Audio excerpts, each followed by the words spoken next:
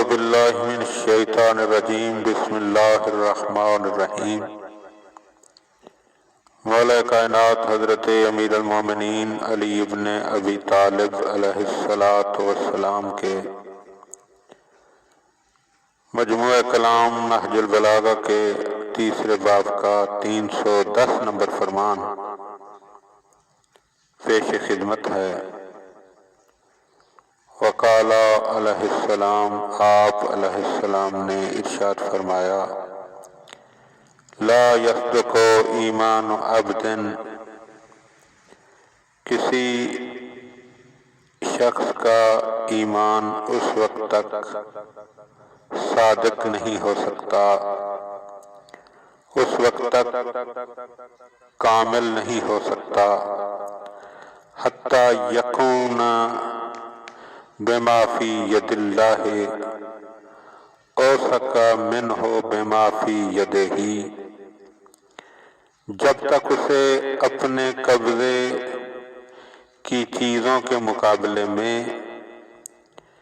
ان چیزوں پر زیادہ بھروسہ نہ ہو جو خداوند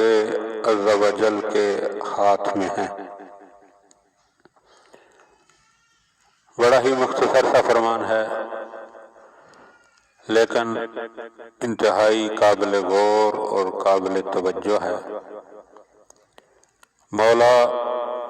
بتا رہے ہیں کہ مومن کا بھروسہ اپنی ذات پر نہیں ہوتا، بلکہ ہمیشہ مومن کے بھروسے کا،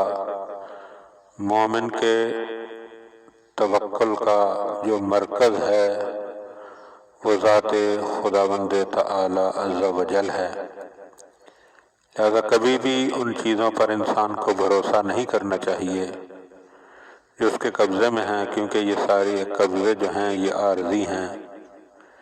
چند سالوں کے ہیں، چند مہینوں کے ہیں، چند ہفتوں کے ہیں، چند دنوں کے ہیں، چند گھڑیوں کے ہیں، اور انسان ان چیزوں کا مالک نہیں ہے، بلکہ انسان ان چیزوں کا امین ہے۔ یہ چیزیں جتنی بھی ہمارے پاس ہیں یہ ساری اس کریم اللہ کی طرف سے بطور امانت ہمیں دی گئی ہیں۔